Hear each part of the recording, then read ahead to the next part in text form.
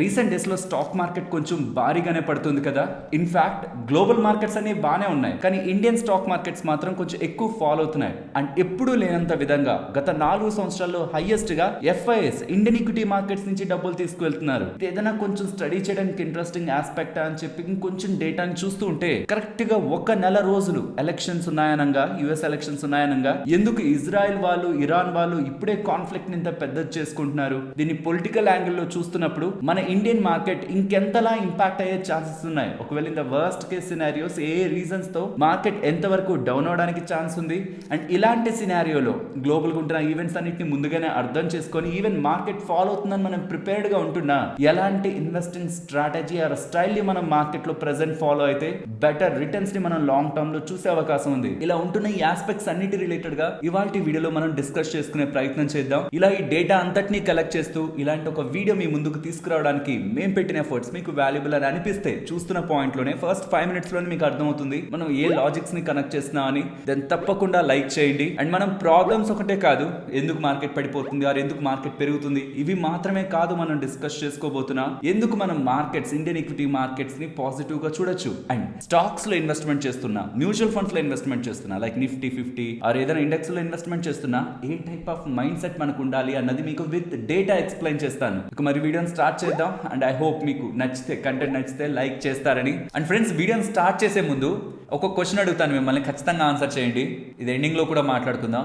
మీ పోర్ట్ఫోలియోలో కేవలం 3 స్టాక్స్ ఉంచాలి, మిగిలినవన్నీ సెల్ చేసేసినా పర్లేదు, కానీ ఆ 3 స్టాక్స్ అంటే మాత్రం నాకు బాగా నమ్మకం ఉంది. మేనేజ్మెంట్ ని ఫాలో అవడమా, రిజల్ట్స్ ని ట్రాక్ చేయడమా, ఆపర్చునిటీగా, థీమా, లేకపోతే గవర్నమెంట్ సపోర్టా, లేకపోతే గ్లోబల్ ఉంటున్న డిమాండా, లేకపోతే ఆ ఎంటైర్ ఇండస్ట్రీలో వస్తున్న రివైవలా, whatever the reason 3 stocks మీ పోర్ట్ఫోలియో ఉంచాలంటే ఆ 3 స్టాక్స్ ఏ ఉంచుతారు కామెంట్ సెక్షన్ లో చెప్పండి.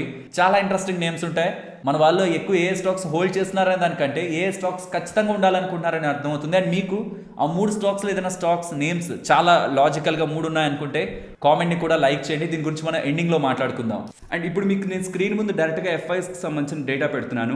రీసెంట్ గా 4th October 9,900 crores సెల్ చేశారు. దానికి ముందు October 3rd 15,243 crores సెల్ చేశారు. బిలీవ్ మీ, ఇది లాస్ట్ 4 years లో highest number. Single day trading session లో, ఒకే ఒక్క ట్రేడింగ్ సెషన్ లో ఎఫ్ఐఎస్ ఇంతలా ఎందుకు ఇండియన్ ఈక్విటీ మార్కెట్స్ సెల్ చేస్తున్నారు అన్నది నాకు వచ్చిన బిగ్ క్వశ్చన్. ఆ రోజు నాకు టైం దొరకలేదు. నెక్స్ట్ డే మార్నింగ్ నేను కొంచెం ఆ డేటాని, ఎఫ్ఐ డేటాని స్టడీ చేస్తుంటే నాకు అర్థమైన విషయం, దానికి ఇజ్రాయెల్ రిలేటెడ్ గా ఉంటున్న దానికి 100% లింక్ లేదని, కేవలం ఇజ్రాయెల్ లో జరుగుతున్న ఇష్యూ కారణంగానే ఎఫ్ఐఎస్ ఇండియన్ ఈక్విటీ మార్కెట్స్ లో సెల్ చేయలేదని ఇంకొక ఇంపార్టెంట్ విషయం అయితే అర్థమైంది. నేను దాన్ని మీకు డీటెయిల్డ్ గా స్టడీ ఎక్స్ప్లెయిన్ చేస్తాను. సో ఓవరాల్ గా లాస్ట్ 4 ట్రేడింగ్ సెషన్స్ 40,000 crores దగ్గరగా, September 30, October 1st, 3rd, 4th 4 trading sessions 40,000 crores దగ్గరగా ఒక ఇండియన్ ఈక్విటీ మార్కెట్, ఒక ఎమర్జింగ్ ఈక్విటీ మార్కెట్ నుంచి డబ్బులు తీసుకువెళ్ళిపోయారు ఎఫ్ఐఎస్. అండ్ ఈక్విటీ మార్కెట్స్ 40,000 కోట్లు just in the span of 4 trading sessions market నుంచి వెళ్ళిపోయాయి.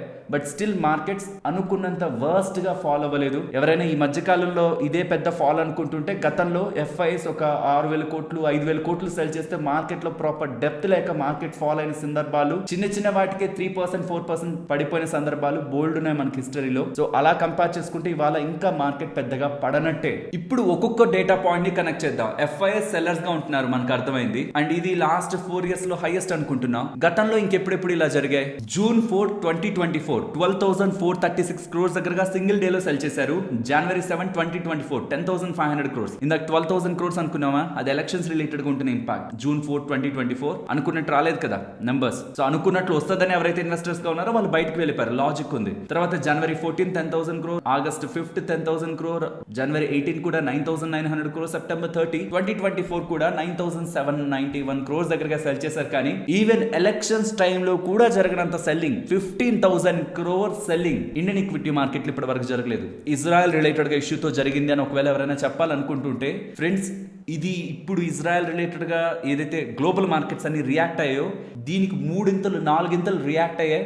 ఇజ్రాయెల్ ఇరాన్ రిలేటెడ్ గా కాన్ఫ్లిక్ట్ జరుగుతుంది. అండ్ ఈ హమాస్ వాళ్ళు కానీ హెజ్బొల్లా వాళ్ళు కానీ అటాక్స్ చేస్తున్నారు. ఇజ్రాయెల్ దీనికి ఇంకొంచెం స్ట్రాంగ్ గా రెస్పాండ్ అయితే గ్లోబల్ కంట్రీస్ అన్ని ఒకటి వచ్చి వార్కి సిద్ధమవుతా అన్నప్పుడు దీనికి 3-4 పడ్డాయి అప్పుడు మార్కెట్స్, గ్లోబల్ మార్కెట్స్. అప్పుడు కూడా ఇండియన్ ఈక్విటీ మార్కెట్స్ నుంచి ఎఫ్ఐఎస్ డబ్బులు తీసుకు కి వెళ్ళలేదు. ఎందుకంటే హిస్టారికల్ గా వార్ జరిగిన ప్రతిసారి మార్కెట్ పడుతుంది and time to time recover అవుతుంది. సో ఓన్లీ ఎఫ్ఐఎస్ ఎగ్జిట్ కి మనం ఈ ఇజ్రాయెల్ టాపిక్ నే ఎలివేట్ చేసి చూసుకుంటే ఈవెన్ ఈ ఇజ్రాయెల్ టాపిక్ అంతా ఎండ్ అయిపోయినా సరే ఎఫ్ఐఎస్ ఒక బ్యాక్ మనకి ఉండకపోవచ్చు. ఎందుకంటే దీనికి అదర్ రీజన్స్ కూడా ఉన్నాయి. అది మీరు అర్థం చేసుకోవాలి ఇంపార్టెంట్ గా. అప్పుడే మీకు ఓవర్ ఎక్స్పెక్టేషన్స్ ఉండవు మార్కెట్ రిలేటెడ్ గా. ఓకే, ఇక కమింగ్ టైమ్స్ లో మార్కెట్ అంతకు ముందులా పరిగెత్తేస్తుంది అనే ఒక ఎక్స్పెక్టేషన్స్ ఉండవు. వాటన్నిటి గురించి డీటెయిల్డ్ గా మీరు తెలుసుకోవాలి. సో ఎఫ్ఐఎస్ ఎగ్జిట్ అవుతున్నది ఓన్లీ ఇజ్రాయెల్ రీజన్ తోనే కాదు, దీనికి ఇంకొన్ని రీజన్స్ ఉన్నాయి. ఫస్ట్ ఆ రీజన్స్ ని మాట్లాడుకుందాం. తర్వాత ఇజ్రాయెల్ రిలేటెడ్ ఉన్న టాపిక్ గురించి నేను మీతో చాలా ఇంపార్టెంట్ గా మాట్లాడాలి. పర్టికులర్ గా యుఎస్ ఎలక్షన్స్ కి ప్రెసెంట్ జరుగుతున్న కాన్ఫ్లిక్ట్ కి మధ్యలో జరుగుతున్న పొలిటికల్ డ్రామాని కూడా మీకు ఎక్స్ప్లెయిన్ చేయాలి. అది ఇంపార్టెంట్ గా గమనించండి. ఆ ఇజ్రాయెల్ ఇరాన్ రిలేటెడ్ గా మీకు ఉంటున్న ఒపీనియన్ చేంజ్ అవుతుంది. సరే, చెప్పానా ఎఫ్ఐఎస్ కేవలం ఈ ఇజ్రాయెల్ రిలేటెడ్ గా ఉన్న టాపిక్ కోసమే సెల్ చేయలేదని. దీనికి ఇంకొంచెం నేను డేటాను యాడ్ చేసుకోవడానికి రీసెంట్ గా 15,000 crores సెల్లింగ్ జరిగినప్పుడు ఎక్కడెక్కడి నుంచి పోయిందో ఆ డబ్బులను చూసినప్పుడు రిలయన్స్ ఇండస్ట్రీస్ నుంచి 4,451 crores, హెచ్డిఎఫ్సి బ్యాంక్ నుంచి 3,700 crores, ఐసిఐసిఐ నుంచి 1,700, యాక్సిస్ నుంచి 1,700, టాటా మోటార్స్ నుంచి 1,480 crores. ఇవన్నీ ఏం స్టాక్స్? ఇవి ఎఫ్ఎన్ఓ స్టాక్స్. నిఫ్టీ 50 రిలేటెడ్ గా కొంచెం ఎక్కువ ఇంపార్టెన్స్ అండ్ ఎక్కువ వెయిటేజ్ ఉంటున్న స్టాక్స్. ఈ స్టాక్స్ లో మ్యానిపులేషన్ చేస్తే, అంటే ఈ స్టాక్స్ ని మనం పెంచినా తగ్గించిన ఇంట్రాడేలో ఆర్ ఏదైనా యాక్టివిటీ చేస్తే మనకి నిఫ్టీ కానీ బ్యాంక్ నిఫ్టీ కూడా ఇంపాక్ట్ అయ్యే స్టాక్స్ ఇవి. First thing, HDFC bank, ICICI ఉంది కాబట్టి బ్యాంక్ నిఫ్టీని ఇంపాక్ట్ చేస్తుంది. రిలయన్స్ కూడా వీటికి యాడ్ అయింది కాబట్టి నిఫ్టీ హెవీ వెయిట్స్ లో ఇది ఉంటుంది. సో వీటి రిలేటెడ్ గా మనకి ఎక్కువ heavy selling, delivery based selling కనిపించింది. Which are Nifty and bank Nifty heavy weights, one of the top heavy weights. ఇక్కడ నుంచి మనం ఏం కంక్లూజన్ ని డ్రా చేయొచ్చు?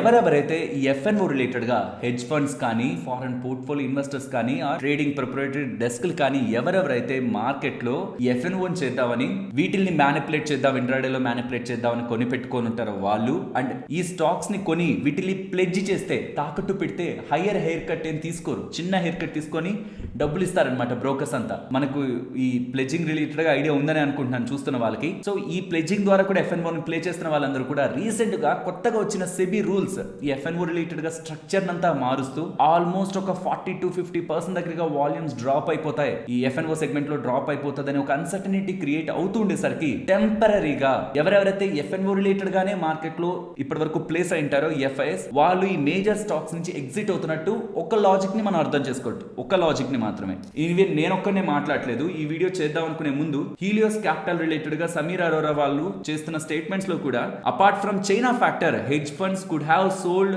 Given the change in F&O norms అనే స్టేట్మెంట్ చేశారు. తనే కాదు, కొంతమంది ఇతర ఇన్వెస్టర్స్ కూడా, అంటే ఈ ఇన్స్టిట్యూషనల్ ప్లేయర్స్ కూడా దీని రిలేటెడ్ గా ఇలాంటి స్టేట్మెంట్స్ ని చేయడం జరిగింది. సో ఇజ్రాయెల్ టాపిక్ ఒకటే కాదు, ఎఫ్ఎన్ఓ రిలేటెడ్ గా ఉంటున్న కొత్త నార్మ్స్ కూడా ఈ major heavy weights, Nifty bank Nifty related ఉన్న హెవీ వెయిట్స్ లో వాళ్ళ పొజిషన్స్ ని కొంతవరకు కూల్ ఆఫ్ చేసుకోవడానికి important reason. And China, third factor China. Israel రీజనే డెఫినెట్లీ ఎఫ్ఐఎస్ సెల్లింగ్ కి. బట్ గ్లోబల్ మార్కెట్స్ ఒకసారి చూడండి. యుఎస్ మార్కెట్స్ లాస్ట్ 5 days లో ఎలా రియాక్ట్ అయ్యాయి? S&P 500 లాస్ట్ 5 days లో పాజిటివ్ గా ఉంది, నాస్డాక్ లాస్ట్ 5 days లో పాజిటివ్ ఉంది, బట్ నిఫ్టీ లాస్ట్ 5 days లో 4.5% పడింది. ఎఫ్ఐఎస్ సెల్ చేస్తున్నారంటే ఇండియన్ ఈక్విటీ మార్కెట్స్ లోనే సెల్ చేయాలా? అన్సర్టనిటీ అన్ని మార్కెట్స్ కి లేదా? యుఎస్ మార్కెట్స్ పాజిటివ్ లో ఉంటాయా? ఇండియన్ ఈక్విటీ మార్కెట్స్ నెగిటివ్ లో ఉంటాయా? సరే, ఇంక ఏ మార్కెట్స్ ఎక్కువ పడ్డాయి? ఎందుకు పాజిటివ్ నే చూపించడం? ఏ మార్కెట్స్ ఎక్కువ పడ్డాయి గ్లోబల్ గా చూసినప్పుడు నాకు ఫ్రెంచ్ మార్కెట్ కనిపించింది, యూరోపియన్ మార్కెట్స్ లో ఫ్రెంచ్ మార్కెట్ కనిపించింది, అది కూడా 2.5% మేజర్ గా. దాని తర్వాత అక్కడ ఉంటున్న జర్మనీ మార్కెట్ 1.5% దగ్గరగా, అండ్ ఏషియన్ మార్కెట్స్ కూడా 1.5% దగ్గరగానే. యూకే మార్కెట్ అయితే ఏకంగా 0.5% దగ్గరగా మాత్రం లాస్ట్ 5 days లో ఫాలో అయింది. అన్సర్టనిటీ ఉంటే కేవలం ఇండియాకి మాత్రమే ఫోకస్ కాదు కదా, గ్లోబల్ మార్కెట్స్ అన్నిటికీ ఉండాలి. But why only India? Because Israel topic is initiation ఉండొచ్చు, నేను జీరో అని చెప్పట్లేదు, ఉండొచ్చు. దానికి తోడు ఎఫ్ఐ రిలేటెడ్ గా తీసుకుంటున్న కొత్త స్టెప్స్, దీనికి తోడు చైనా రిలేటెడ్ గా ఉంటున్న ఫండ్ ఫ్లో. చైనాలో మీకు మన ఇండియన్ సినారియోలో చెప్తాను. మన ఇండియాలో సెంట్రల్ బ్యాంక్ ఆర్బీఐ అండ్ కేంద్ర ప్రభుత్వం, మోడీ గారి ప్రభుత్వం ప్రెసెంట్ ఉంది. నిజంగా మన ఎకానమీని, మన మార్కెట్స్ ని పెంచాలని వాళ్ళు ఒక్క రోజులో అనుకుంటే ఆర్బీఐ వాళ్ళు తీసుకునే చేంజెస్ అండ్ గవర్నమెంట్ సైడ్ నుంచి తీసుకునే చేంజెస్ తో స్టాక్ మార్కెట్స్ ఇక అసలు ఎక్కడ ఆకుండా ఇక్కడ నుంచి ఒక 10-20% పెరిగిపోతాయి. కానీ వాళ్ళు అలాంటి స్టెప్స్ తీసుకుంటే తీసుకోవచ్చు కదా, నిజంగా పెరుగుతుందంటే అందరికి లాభమే కదా, తీసుకోవచ్చు కదా. కానీ తీసుకోరు. ఎందుకంటే ఆ ప్రయత్నం ఏదైతే ఉంటుందో, మార్కెట్స్ ని పాజిటివ్ గా ఇంపాక్ట్ చేయాలనే ప్రయత్నం ఏదైతే ఉంటుందో అది ఇన్ఫ్లేషన్ ని పెంచేస్తుంది. లాజికల్ గా అర్థం చేసుకోండి. మార్కెట్స్ ని పెంచాలనే ప్రయత్నించి లిక్విడిటీని ఎక్కువ పెంచాలని చూస్తే, మార్కెట్స్ ని బూస్ట్ చేయాలని చూస్తే, అన్నెసరీ స్టెప్స్ ఊరికే తీసేసుకుంటే అది ఇన్ఫ్లేషన్ ని పెంచుతుంది. కాబట్టి ప్రభుత్వం పని, ఆర్బీఐ పని మార్కెట్స్ ని పెంచడం కాదు, ఎకానమీలో బ్యాలెన్స్ మెయింటైన్ చేయడం. ఎకానమీ వీక్ అవుతుంటే ఎకానమీని సపోర్ట్ చేయడం, ఇప్పుడు మార్కెట్స్ పెరుగుతాయి. ఎకానమీ బానే ఉంది, ఇన్ఫ్లేషన్ ఎక్కువగా ఉంది అనుకుంటే ఇన్ఫ్లేషన్ ని కంట్రోల్ చేయడం, అప్పుడు మార్కెట్స్ కూల్ అవుతాయి, ఫాలో అవుతాయి. రెండు బానే ఉంది అనుకుంటే దాన్ని కంటిన్యూ చేసుకుంటూ, ఆ స్టాన్స్ ని కంటిన్యూ చేసుకుంటూ వెళ్ళిపోవడం. చైనా ఇప్పుడు ప్రెసెంట్ అక్కడ ఎకానమీ డల్ అవుతుండేసరికి ఈ ఎకానమీని ఎలా అయినా బూస్ట్ చేయాలని, లైక్ మన ఎగ్జాంపుల్ లో చెప్దాం, ఆర్బీఐ వాళ్ళు ముందుకు వచ్చేసారు, కేంద్ర ప్రభుత్వం ముందుకు వచ్చేసింది. అంటే ఆర్బీఐ రావడం అంటే మానిటరీ పాలసీ, కేంద్ర ప్రభుత్వం ముందుకు రావడం అంటే ఫిజికల్ పాలసీ. చైనాలో ఇలా సెంట్రల్ బ్యాంక్ ముందుకు వచ్చింది, అక్కడ మెయిన్ గవర్నమెంట్ ముందుకు వచ్చేసింది. వాళ్ళు ఇప్పుడు అదే డిస్కషన్స్ చేస్తూ రియల్ ఎస్టేట్ పరంగా 102 or 103 key projects related decision తీసుకున్నాడు. ఇంకా రియల్ ఎస్టేట్ మార్కెట్ ఇంకా ఆకాశంలో ఉంది. జస్ట్ 2 weeks బ్యాక్ 52 week లోలో ఉంటున్న చైనా మార్కెట్ జస్ట్ తీసుకుంటున్న స్టెప్స్ తో 52 week హైకి వచ్చేసింది. 52 week లో 2 weeks back 52 week high just with in the span of 16 to 17 days. So అంత ట్రిగ్గర్ చేసేసాయి అక్కడ మానిటరీ పాలసీ కానివ్వండి, ఫిజికల్ పాలసీ కానివ్వండి. దీంతో ఏమైంది, ఓవరాల్ ఫండ్స్ అంతా కూడా మార్కెట్స్ నుంచి, ఇతర మార్కెట్స్ నుంచి ఫ్లో అయింది. ఎక్కడికి ఫ్లో అయింది? చైనాకి ఫ్లో అయింది. ఇప్పుడు మీరు నన్ను ఇంపార్టెంట్ క్వశ్చన్ అడగాలి, మరి ఎఫ్ఐస్ యొక్క ఫండ్స్ ఓన్లీ ఇండియాలోకే వచ్చాయా, ఇతర మార్కెట్స్ లోకి వెళ్ళలేదా? మరి వెళ్ళిపోవాలంటే ఓన్లీ ఇండియన్ మార్కెట్స్ నుంచే వెళ్ళిపోవాలా, ఇతర ఈక్విటీ మార్కెట్స్ నుంచి కూడా వెళ్ళొచ్చు కదా? దీనికి కూడా నేను ఆన్సర్ వెతుకుతున్నప్పుడు నాకు అర్థమైన విషయం ఏంటంటే, ఇక్కడ నుంచి 1 year బ్యాక్ నుంచి ఎఫ్ఐస్ అంతా కూడా ఈ ఎమర్జింగ్ మార్కెట్స్ లో, ఏషియన్ మార్కెట్స్ అన్ని ఉంటాయి అండ్ ఏవేవైతే ఎమర్జింగ్ మార్కెట్స్ ఉంటాయో వాటన్నిటిలో ఎక్కువగా నాన్ ఇండియా ఫోకస్డ్ ఫండ్స్ అన్ని కూడా ఇండియాలోనే ఇన్వెస్ట్మెంట్ చేశాయి. అంటే ఏదైనా ఒక particular fund emerging equity markets ని ఫోకస్ చేసే ఫండ్ ఉంది అనుకోండి, అంటే దానికి ఇండియా రిలేటెడ్ గా ఎక్స్పోజర్ ఉంటుంది. అపార్ట్ ఫ్రమ్ దట్ ఒకవేళ తను ఎక్కడ కావాలంటే అక్కడ ఇన్వెస్ట్మెంట్ చేసుకోవచ్చు అనుకోండి ఆ ఫండ్. అలాంటి ఫండ్స్ అన్ని కూడా ఇండియాలో ఉంటున్న గ్రోత్, ఇండియాలో ఉంటున్న జీడిపి స్టెబిలిటీ, ఇండియాలో ఉంటున్న ఇన్ఫ్లేషన్ స్టెబిలిటీ, ఇండియాలో కనిపిస్తున్న గ్రోత్ నెంబర్స్ ఎకానమీ పరంగా స్ట్రాంగ్ గా ఉంటుండేసరికి రిటర్న్స్ బాగుంటాయని, ఈవెన్ స్టాక్ మార్కెట్ కూడా రీటైలర్స్ ఒక పార్టిసిపేషన్ తో గుడ్ గా ఉండేసరికి నాన్ ఇండియా ఫోకస్డ్ ఫండ్స్ అన్ని కూడా ఎమర్జింగ్ ఈక్విటీ మార్కెట్స్ పరంగా ఉంటున్నవి ఇండియాలో ఎక్కువ ఇన్వెస్ట్మెంట్ చేశాయి. అవి ఇండియాలోనే ఇన్వెస్ట్మెంట్ చేయాలని రూల్ కాదు, ఇక్కడ బాగుంటుందని ఇక్కడ ఇన్వెస్ట్మెంట్ చేశాయి. ఎందుకు? ఇక్కడ రిటర్న్స్ ఉంటాయని ఎక్కువ వచ్చాయి. ఇప్పుడు చైనాలో రిటర్న్స్ ఉంటాయని వాళ్ళకి అనిపిస్తుంది, ఎందుకంటే అక్కడ monetary policy, physical policy related గా తీసుకుంటున్న చేంజెస్. సో కాబట్టి ఏవేవైతే not only India emerging equity markets related గా ఉన్న ఫండ్స్ ఉన్నాయో అవి ఇప్పుడు ఇండియా నుంచి చైనాకి షిఫ్ట్ అవుతున్నాయి. ఆల్మోస్ట్ September 18th నుంచి రీసెంట్ డేస్ లో అనుకుంటా చైనీస్ మార్కెట్ 27% పెరిగింది. సో యూజువల్గా ఈ ఎఫ్ఐఎస్ కానీ ఇన్వెస్టర్స్ కానీ చేజింగ్ ఇది ఉంటుంది కదా, మెంటాలిటీ పెరిగిపోతుంది అక్కడ, ఇంకా పెరిగిపోతుందని. వెల్, ఎఫ్ఐఎస్ ఒక సెల్లింగ్ రీజన్ అర్థమైంది కదా. ఇజ్రాయెల్ ఆబ్వియస్లీ ట్రిగ్గర్ గా ఉంటుంది, బట్ గ్లోబల్ మార్కెట్స్ బాగానే ఉన్నాయి. అంటే బాగానే ఉన్నాయంటే మనకంటే అంత ఇంపాక్ట్ అవ్వలేదు.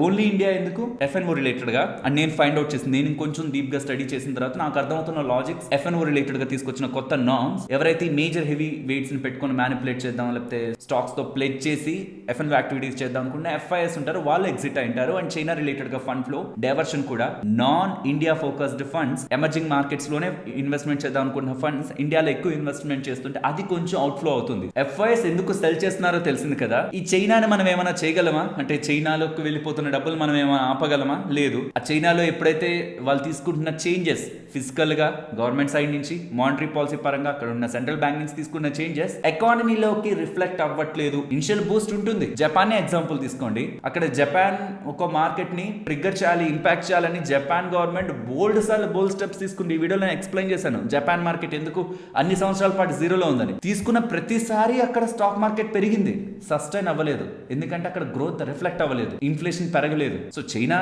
ఏం జరుగుతుందో నాకు తెలియదు, గ్రోత్ పెరుగుతుందా లేకపోతే అలానే ఉంటుందో నాకు తెలియదు. But not only stimulus or government తీసుకుంటున్న మెజర్స్ తోనే రాదు, ప్రజల్లో కూడా ఆ ఒక ఫీల్ రావాలి, స్పెండ్ చేయాలి లేకపోతే ఇన్వెస్ట్మెంట్ చేయాలి, వీటి ఒక ఒపీనియన్స్ రావాలి. లేదు గవర్నమెంట్ ఇచ్చిన డబ్బుల్ని జస్ట్ బ్యాంక్ లో వేసుకుందాం, అలా సేఫ్ గా ఉంచుకుందాం అనుకుంటే అది ఒపీనియన్ కాదు. సో వై ఎఫ్ఐఎస్ సెల్లింగ్ అనేది మనకు అర్థమైంది. ఇప్పుడు ఇంపార్టెంట్ లాజిక్, ఒకసారి ఈ స్టేట్మెంట్ చూడండి. ట్రంప్ గారు చేస్తున్న స్టేట్మెంట్, రీసెంట్ ఎలక్షన్స్ లో జూయిష్ ఓటర్స్ ని, అంటే ఇజ్రాయెల్ రిలేటెడ్ గా ఉంటున్న ఓటర్స్, అంటే ఆ కమ్యూనిటీకి సంబంధించిన ఓటర్స్ ని ఉద్దేశించి చెప్తున్నారు, నేను కానీ నెక్స్ట్ రాలేదనుకోండి, గెలవలేదనుకోండి, యాజ్ ఎ ట్రంప్ గా నేను కానీ గెలవకపోతే ఎన్నికల్లో విత్ ఇన్ 2 years ఇజ్రాయెల్ ఉండదు అంటున్నారు. ఎప్పుడు స్టేట్మెంట్ ఇది చూడండి, 20 September. ఎలక్షన్స్ ఎప్పుడు ఉన్నాయి? యుఎస్ ఎలక్షన్స్ November 5th కి ఎగ్జాక్ట్ గా 1 month ముందు నుంచి ఇజ్రాయెల్ ఒక స్టెప్ ముందుకేసింది, ఇరాన్ రిలేటెడ్ గా కాన్ఫ్లిక్ట్ ని స్టార్ట్ చేసింది. ఇప్పటి వరకు చాలా టైం బ్యాక్ నుంచి ఉంది ఈ ఇష్యూ, ఇప్పుడుది కాదు, చాలా చాలా ఇయర్స్ బ్యాక్ ఇది. హిస్టరీలో మరకలు అలానే ఉన్నాయి. ఎవరిది తప్పు అంటే ఒక్కొక్క సైడ్ నుంచి ఒక్కొక్క స్టోరీ ఉంటుంది. ఇక్కడ మనకి ఎవరిని మనం అభిమానిస్తున్నాం, ఎవరి సైడ్ చూస్తున్నాం అనే దాన్ని బట్టి ఒక్కొక్కరికి ఒక స్టోరీ ఉంటుంది.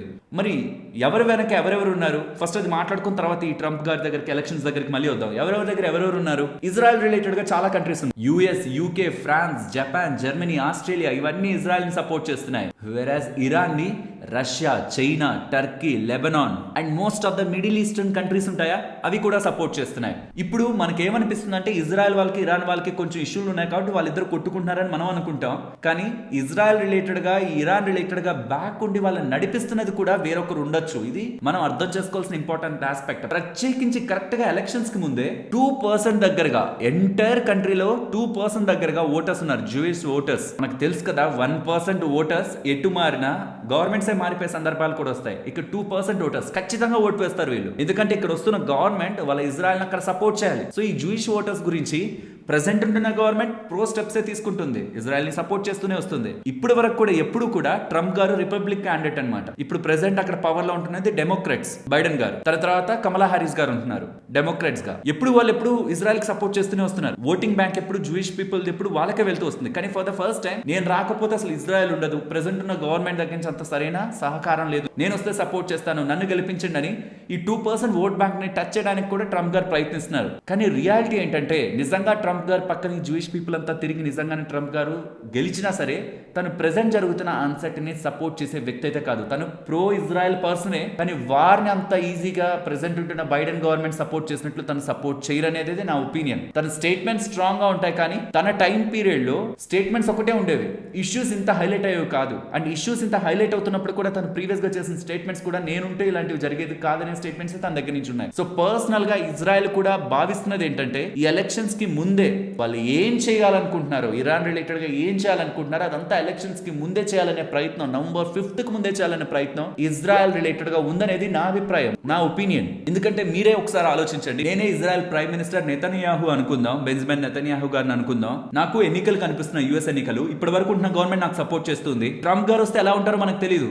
మీరు జియో పాలిటిక్స్ కొంచెం ఐడియా ఉన్నా ట్రంప్ గారు ఇలానే ఉంటారనేది ఏం లేదు. తను ఓవర్ నైట్ లోనే బిగ్ స్టేట్మెంట్స్ చేస్తారు. ఎలా ఉంటారు నాకు తెలియనప్పుడు ఆబ్వియస్లీ ఎలక్షన్స్ కి ముందే నేను నాకున్న మోస్ట్ ఆఫ్ ద సపోర్ట్ ని యూజ్ చేసుకొని ఏం చేయగలను అది చేసేయాలనే ప్రయత్నిస్తాను కదా. కాబట్టి ఈ next 1 month till November 5th Israel Iran conflict peak లో ఉంటుంది అనేది నా ఒపీనియన్. ఏం జరగాలో అది నెక్స్ట్ 1 month లోనే చేద్దామని ఇరాన్ ని ట్రిగ్గర్ చేసి, బికాస్ ఇరాన్ ఏం ఓన్ గా చేయదు కదా, ఏ అటాక్ ఇరాన్ ఓన్ గా చేయదు. దానికి ముందు ఇజ్రాయెల్ వాళ్ళు ట్రిగ్గర్ చేశారు, దానికి ముందు ఇజ్రాయెల్ ని వీళ్ళు కావాలని ట్రిగ్గర్ చేశారు. అది ద బిగ్గెస్ట్ మిస్టేక్ నాకు తెలిసినంత వరకు, ఇజ్రాయెల్ ని ట్రిగ్గర్ చేయడం ద బిగ్గెస్ట్ మిస్టేక్. కాబట్టి ఇరాన్ ని ఎలా అయినా ముందుకు లాగాలి, ఇజ్రాయెల్ వాళ్ళే ముందుకు లాగుతారు, కవ్విస్తారు ఖచ్చితంగా. వాళ్ళని ఎలా అయినా వీళ్ళు ఇజ్రాయెల్ మీద ఒక్క రాయించేలా చేసి మా మీద రాయేస్తారు, ఇంకా చెప్తాం మీ పని చెప్పి ఫుల్ గా అటాక్ చేస్తుంది. ఇజ్రాయెల్ ఎలాగో వాళ్ళు అంతా ఫుల్ రేంజ్ లో అటాక్ చేయలేరు కాబట్టి ఇరాన్ వాళ్ళు యుఎస్ఏ రిలేటెడ్ గా ఉంటున్న స్థావరాలపై, గాజా అండ్ ఇతర ప్రాంతాల్లో ఉంటున్న స్థావరాలపై అటాక్ చేస్తారు. యుఎస్ మీద జరిగిన అటాక్ గా యుఎస్ వాళ్ళు భావించి యుఎస్ కూడా మిలిటరీని కొంచెం దింపి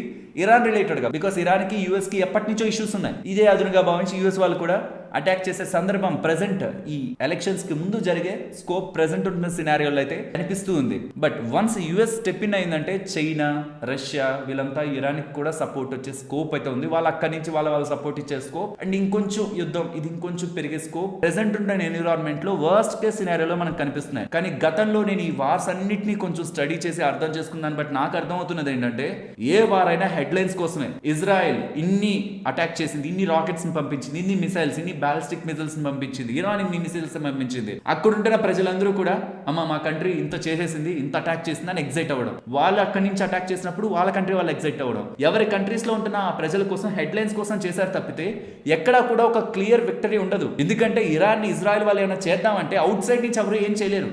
ఇన్సైడ్ గా ఉంటున్న ప్రజలు మారాలి, ఇన్సైడ్ గా ఉంటున్న ప్రజలు డెసిషన్ తీసుకోవాలి. అది ఇజ్రాయెల్ సైడ్ అయినా, ఇరాన్ సైడ్ అయినా, ఏ కంట్రీ సైడ్ అయినా వేరొక కంట్రీ వచ్చి అవుట్ సైడ్ నుంచి ఏ కంట్రీని మార్చలేదు, ఆ భూస్థాపితం చేయలేదు. ఇన్సైడ్ గా ఉంటున్న ప్రజల్లో ఈ పాలకులు చేస్తున్న థింగ్స్ కరెక్ట్ కాదని కొత్త నాయకుడిని ఎన్నుకొని వాళ్ళ అభివృద్ధి సైడ్ కంట్రీని తీసుకెళ్తాడని ప్రజలు తీసుకోవాల్సిన డెసిషన్. కానీ ప్రజలంతా మాకు యుద్ధమే కావాలని అడుగుతుంటే వచ్చే నాయకుడు కూడా యుద్ధమే చేస్తాడు, ఆ వచ్చే నాయకుడు కూడా యుద్ధమే చేస్తాడు ఇజ్రాయెల్ రిలేటెడ్గా ఇరాన్లో. ఎప్పుడు ప్రజలు మారంది, అది ఎప్పుడు మారదు. ప్రతి యుద్ధం కూడా ఒక దగ్గర ఆగిపోయి ఉంటుంది, ఎక్కడ విక్టరీ మనకు ఉండదు. ఈ హెడ్లైన్స్ అండ్ ఇంతమంది దీంట్లో గాయపడ్డారు, ఇంతమంది దీని రిలేటెడ్గా ఇంకా జరుగుతుంటాయి కదా యుద్ధాలంటే, వీటికే మనకి హైలైట్ ఉంటుంది. సో ఇప్పుడు ఇదంతా ఎందుకు చెప్తున్నానంటే, ఇందులో జియో పొలిటికల్ టెన్షన్స్ ఎలా ఉన్నాయో, దీని బ్యాక్ ఉంటున్న కంట్రీస్ అండ్ ఎలక్షన్స్ రిలేటెడ్గా ఉంటున్న ఈవెంట్, ఇవన్నీ కూడా కలిసే ప్రజెంట్ ఈ drama present middle east side మనకు నడుస్తూ ఉంది.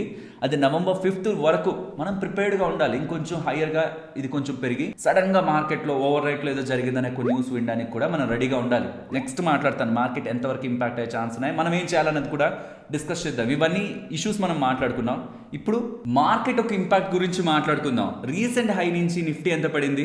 Nifty even mid cap small cap అన్ని కూడా అలానే పడ్డాయి. నియర్లీ ఒక 5% దగ్గరగా పడింది. యూజువల్ గా ఒక బుల్ మార్కెట్ లో 5% కరెక్షన్, ఆబ్వియస్లీ పీక్ నుంచి 5% కరెక్షన్ యాడ్ చేసుకోగలిగే కరెక్షనే. సో మనం ఫాలో అయిన 5% గురించి వద్దు, ఇంకెంత మార్కెట్ ఫాలో అయ్యే ఛాన్స్ ఉంటుంది అండ్ ఆ టైమ్స్ లో మనం ఫాలో అవ్వాల్సిన స్ట్రాటజీ గురించి ప్రెసెంట్ మాట్లాడుకుందాం. 5% ఆల్రెడీ ఫాలో అయింది, అది మన చేతుల్లో లేదు. అండ్ ఇక్కడ నుంచి ఎంత ఫాలో అయ్యే ఛాన్సెస్ ఉన్నాయి ఫ్రెండ్స్? ఈ ఈవెంట్స్ అన్నీ కూడా మనకు ఒక్కసారిగా తగిలే. సెబీ రిలేటెడ్గా అవుట్కమ్ అయినా మనకి ఒక 2 months తర్వాత వచ్చినా బాగుండేది. చైనా రిలేటెడ్గా స్టిమ్యులస్, ఇజ్రాయెల్ రిలేటెడ్గా ఉంటున్న ఫ్యాక్టర్స్, ఇవన్నీ ఒక్కసారిగా మనకి టర్న్ అప్ అయ్యేసరికి ఏ ఈవెంట్ ఎంతలా ప్రోగ్రెస్ అవుతుందో మనం అనాలిసిస్ చేసుకోవడం ఇంపార్టెంట్. ఎఫ్ఎన్ఓ రిలేటెడ్గా సెబీ వాళ్ళది ప్రోగ్రెస్ అవ్వదు, ఎందుకంటే ఆల్రెడీ డెసిషన్ వచ్చేసింది. దాని రిలేటెడ్గా ఫండ్స్ ఒక అడ్జస్ట్మెంట్స్ కూడా జరిగిపోయి ఉంటుంది. అండ్ చైనా రిలేటెడ్గా కూడా ద పీక్ వాళ్ళు ఏం చేయాలో ఆల్రెడీ చేశారు. ఫండ్ ఫ్లోస్ ఒకవేళ నిజంగా ఇలా ట్రావెల్ అవ్వాలనుకుంటే మోస్ట్లీ అవి ట్రావెల్ అయి ఉంటాయి. ఈ non India focused funds, emerging funds ఏవైతే ఇండియాలో ఇన్వెస్ట్మెంట్ గా అయి ఉంటాయి అండ్ ఏమైనా ఇంకొంచెం జరుగుంటే అది ఇంకొన్ని డేస్ లో అవుతుంది. సో ఏదైనా ఇంకొంచెం ట్రిగ్గర్ అయ్యి ఎవరెవరైనా ఎంటర్ అయ్యి, ఇందాక మాట్లాడుకున్నామా ఈ కంట్రీస్ వీళ్ళకి సపోర్టెడ్గా ఉన్నారని, ఇది ఏమైనా ముందుకు వెళ్తే డ్యామేజ్ జరిగే ఛాన్స్ ఏమైనా ఉన్నాయా అంటే మనం ఇజ్రాయెల్ రిలేటెడ్ గా, ఇరాన్ రిలేటెడ్ గా జరుగుతున్న కాన్ఫ్లిక్ట్ ని చూడాలి. Obviously fund flows from India to China ఖచ్చితంగా ఇండియన్ మార్కెట్స్ ని కొంత ప్రెషర్ లో ఉంచుతుంది. బట్ ప్యారలల్ గా ఇజ్రాయెల్ రిలేటెడ్ గా జరుగుతున్న ఈ రెండింటిలోనే మనకి డ్యామేజ్ అనేది జరుగుతుంది. బట్ చైనా రిలేటెడ్ గా మనం స్టడీ చేయడానికి ఏం లేదు, అక్కడ జరుగుతున్నది ఆ ఫండ్ ఫ్లోస్ అనేది మన చేతిలో లేదు. బట్ ఇజ్రాయెల్ ఇరాన్ రిలేటెడ్ గా జరుగుతున్న కాన్ఫ్లిక్టే పొలిటికల్ అన్సర్టనిటీ అండ్ అక్కడ ఎలక్షన్స్ రిలేటెడ్ గా కూడా అన్సర్టనిటీ కలిసి ఉన్నాయి. కాబట్టి అక్కడ కొంచెం హయ్యర్ డ్రామా మనకు క్రియేట్ అయ్యే chances in the name of headlines ఎక్కువ శాతం ఉంటుంది. కాబట్టి దీనికి మనం ప్రిపేర్డ్ గా ఉండాలి. So in the worst case scenario present ఉంటున్న దగ్గర నుంచి నేను ఇన్ ద వర్స్ట్ కేస్ 23,700 ఆ లెవెల్స్ వరకు, ఈవెన్ ఈ అన్సర్టనిటీ ఇరాన్ రిలేటెడ్ గా, ఇజ్రాయెల్ రిలేటెడ్ గా ఇప్పుడుంటున్న దానికంటే ఇంకొంచెం ముందుకు వెళ్ళి, ఇంకొంచెం ఈ ఎలక్షన్స్ రిలేటెడ్ గా హీట్ ని పెంచడానికి ఇంకొంచెం ముందుకు వెళ్ళి ఏదైనా జరిగినా ఆ జోన్స్ వరకే ఉంటుందని అనుకుంటున్నాను. నియర్లీ 24,000 మార్క్ దగ్గరికి వెళ్ళి, ఇప్పుడు ఏదైతే ఆ ఫాల్ ఉందో అక్కడికి వెళ్ళి ఆగుతుంది అనేది నా ఒపీనియన్. ఈ డ్యామేజ్ ని కొంచెం పెంచాలంటే ఖచ్చితంగా యుఎస్ వాళ్ళు ఇన్వాల్వ్ అయ్యే ఛాన్స్ ఎక్కువ ఉంటాయి. ఈ ఇరాన్ వాళ్ళు కానీ యుఎస్ వాళ్ళ మీద అటాక్ చేస్తున్నారంటే, బట్ ఈ డ్యామేజ్ ఇంకొంచెం పెంచాలంటే యుఎస్ వాళ్ళు ఇన్వాల్వ్ అవుతారా, మేము కూడా ఇన్వాల్వ్ అవుతామని చైనా, రష్యా కూడా వాళ్ళు ఇన్వాల్వ్ అవుతున్నారనే సంకేతాలు కానీ పంపిస్తాయి. బికాస్ ఆబ్వియస్లీ రీసెంట్ గా పుతిన్ గారు కూడా రష్యా రిలేటెడ్ గా ఉంటున్న తను కూడా ఇరాన్ రిలేటెడ్ గా సపోర్ట్ చేశారు. సో ఖచ్చితంగా ఒకవేళ వాళ్ళ సైడ్ నుంచి, ఈ రష్యా సైడ్ నుంచి కూడా యుఎస్ కి అగెనెస్ట్ గా, అంటే వాళ్ళు కూడా ఎప్పుడైనా వెయిట్ చేస్తుంటారు కదా, సైడ్ కూడా ఏమైనా వస్తూ ఉంటే మాత్రం, ఇష్యూస్ అవుతుంటే, ఇవి నిజంగా నన్ను నమ్మండి ఏం పెద్దవో ఈ వార్స్ ఎప్పుడు అవుతాయనే హెడ్లైన్స్ వస్తాయి. ప్రతిదీ హెడ్లైన్స్ కోసమే. మా దేశం కూడా ఇలా చేసింది, మేము కూడా ఇలా చేస్తున్నాం అనే ఒక హెడ్లైన్స్ కోసమే, పొలిటికల్ గెయిన్ ఆర్ ఈ ఎలక్షన్స్ మైలేజ్ కోసం తప్పించి వీటికి ఒక ఎండింగ్ ఎప్పుడు ఉండదన్న విషయం వాళ్ళకి తెలుసు. But to satisfy the people, వాళ్ళ కంట్రీలో ఉంటున్న పీపుల్ని సాటిస్ఫై చేయడం కోసం వాళ్ళు తీసుకునే స్టెప్స్ ఎంత దూరం వెళ్తాయంటే హెడ్లైన్స్ వరకు వెళ్తాయి. అక్కడ ఉంటున్న కంట్రీలో ఉంటున్న ప్రజలు డ్యామేజ్ అయ్యేంత వరకు వెళ్తాయి. బట్ వాళ్ళకి తెలుసు రిజల్ట్ లేదని.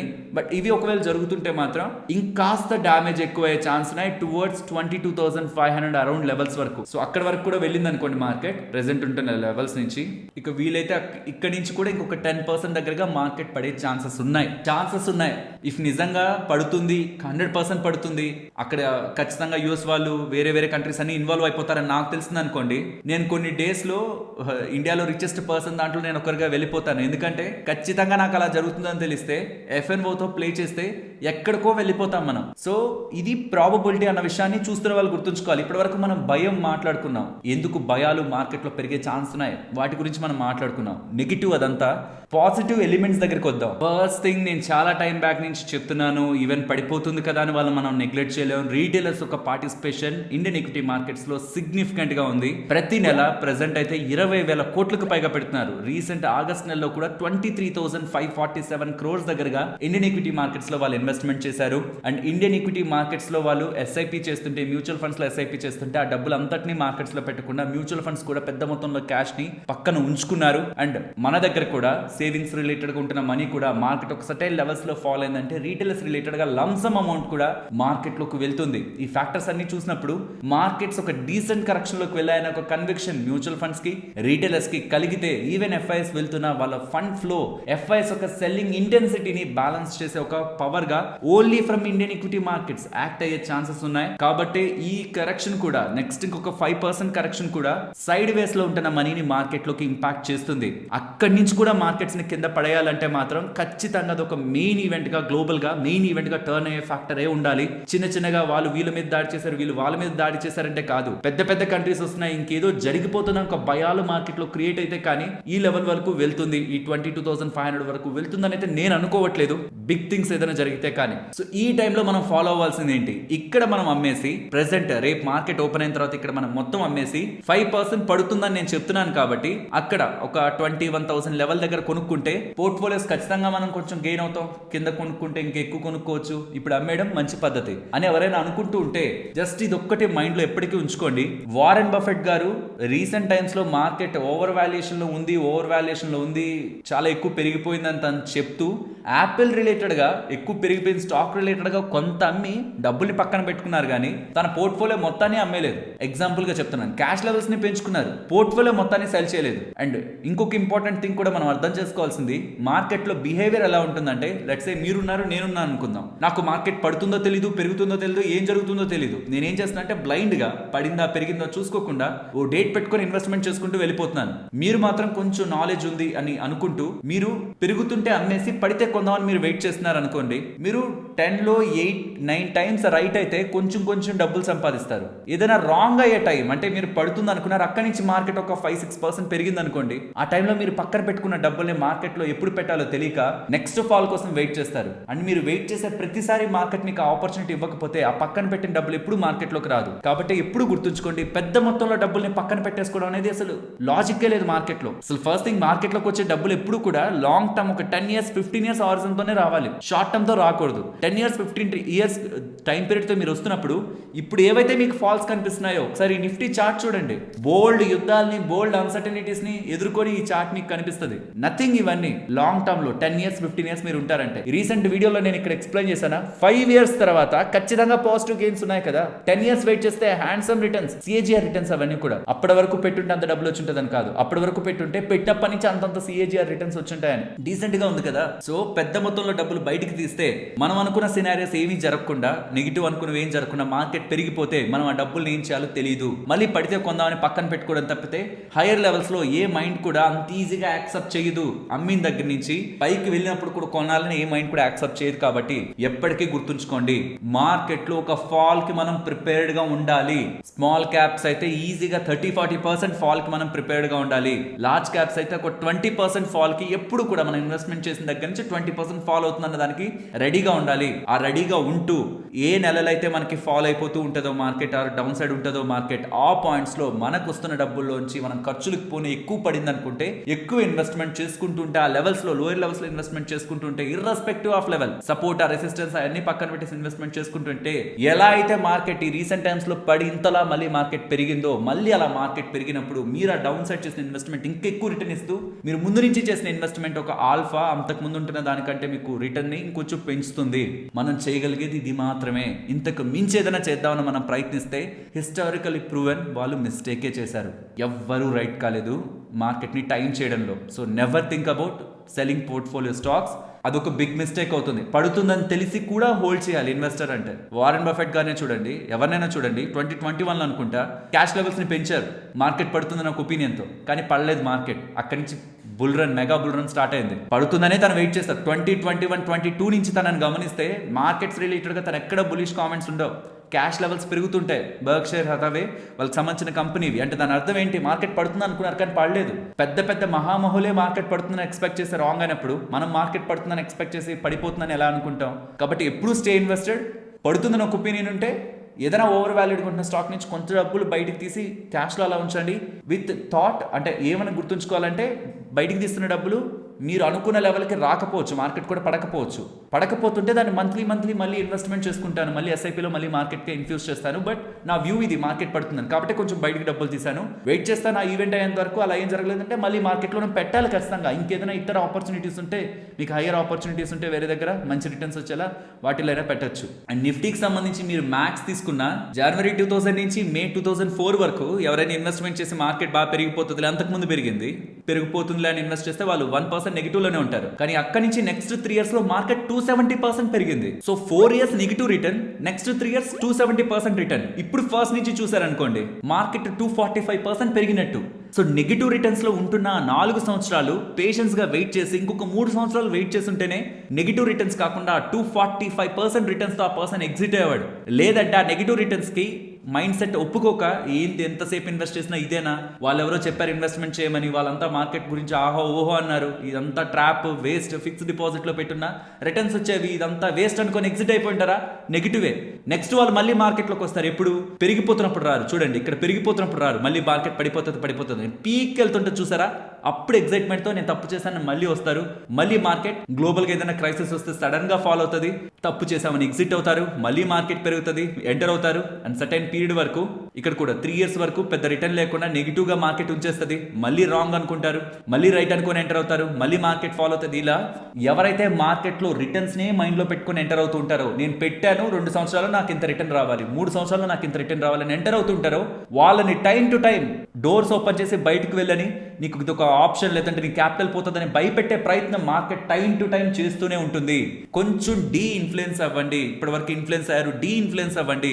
ఎప్పుడైనా 10 సంవత్సరాలు మినిమం మీరు మార్కెట్లో డబ్బులు పెట్టగలరు అనుకుంటేనే రండి, లేకపోతే మార్కెట్లో 5% కదా ఫాలో అయింది, ఇట్స్ బెటర్ టైం మీరు మార్కెట్ నుంచి బయటకు వెళ్ళిపోవడానికి. నిజంగా మీరు షార్ట్ టర్మ్ లోనే మీ రిటర్న్స్ ఎక్స్పెక్ట్ చేస్తే, మీరు బిగ్ ఫాల్ కి ప్రిపేర్డ్ గా లేరంటే మీరు ఏమీ చేయాల్సిన అవసరం కూడా లేదు. నేను ఇక్కడ పడితే కొన్నారని కూడా చెప్పలేదు, పడిన దాన్ని కూడా అలా వదిలేస్తేనే మనకు అంత రిటర్న్స్. 4 సంవత్సరాలు నెగిటివ్ రిటర్న్స్, నెక్స్ట్ 3 సంవత్సరాలు వెయిట్ చేస్తుంటే ఫస్ట్ నుంచి చూస్తే 240% రిటర్న్స్ తో తను ఉండేవాడు. సో కాబట్టి మీరు లాంగ్ టర్మ్ ఒపీనియన్ తో మార్కెట్ ఫాలో అవుతుందని ఒక వ్యూతో, మార్కెట్ ఫాలో అయితే నేను కొనుక్కుంటాను ఇంకొంచెం డబ్బులు ఉంటే, ఎక్కడ కొంటాం, మా దగ్గర ఖర్చులకు పోను, ఆల్రెడీ పెట్టేసాం మార్కెట్లో, ఇంకా ఎక్కువ లేదు డబ్బులు, దాన్ని వదిలేసేయండి. అలా అమ్మితే లాస్లో అమ్మితే, మీరు ఒకవేళ ఇన్వెస్ట్మెంట్ చేసింది మంచి కంపెనీస్లోనే అయితే మీరు లాస్లో అమ్మితే ఆబ్వియస్లీ ఇప్పటి వరకు ఉంటున్న ప్రతి ఒక్క హిస్టారికల్ డేటా ప్రూవ్ చేసింది అయితే వాళ్ళు మిస్టేక్ చేశారని.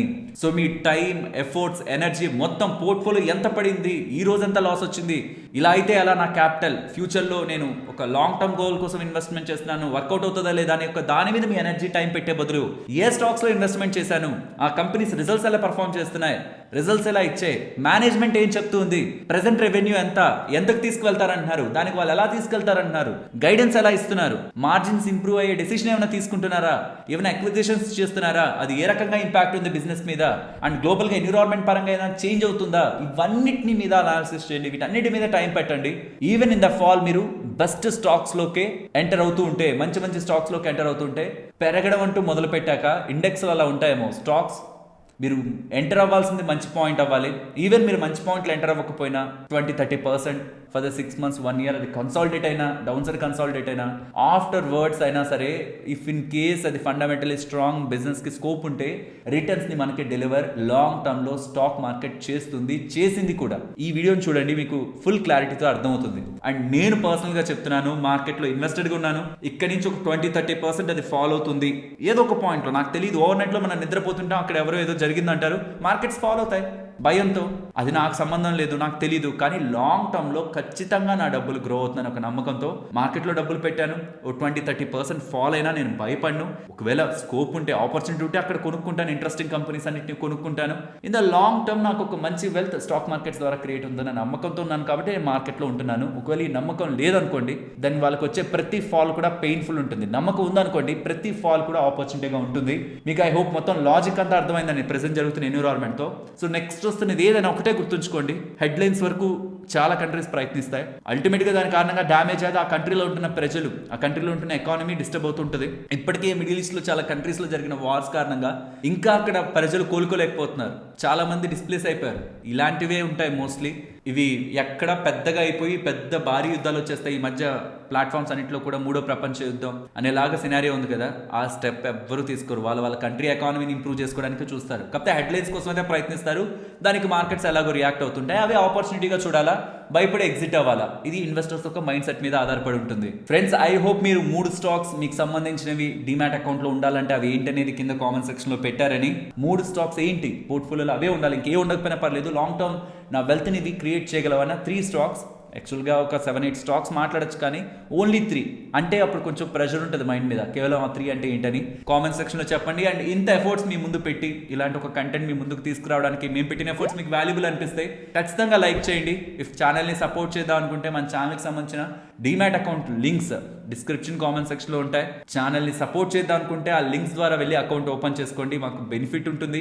అలాగే టర్మ్ ఇన్సూరెన్స్, హెల్త్ ఇన్సూరెన్స్ తీసుకోవాలనుకుంటున్న ఆ లింక్స్ కూడా ఉంటాయి. ఖచ్చితంగా ఫ్యామిలీకి ఒక term insurance and health insurance చాలా ఇంపార్టెంట్. ఇన్వెస్ట్మెంట్ సెకండరీ, ఫ్యామిలీ రిలేటెడ్గా ప్రొటెక్షన్ అండ్ మన ఎంటైర్ ఫైనాన్సెస్ రిలేటెడ్గా ప్రొటెక్షన్ టర్మ్ అండ్ హెల్త్ ఇస్తాయి. కాబట్టి లింక్స్ కూడా డిస్క్రిప్షన్ కామెంట్ సెక్షన్లో ఇస్తున్నాను, ఒకసారి చెక్ చేయండి. మరొక ఇంట్రెస్టింగ్ వీడియోతో మళ్ళీ మీ ముందుకు వస్తాను. అంతవరకు టేక్ కేర్, జై హింద్.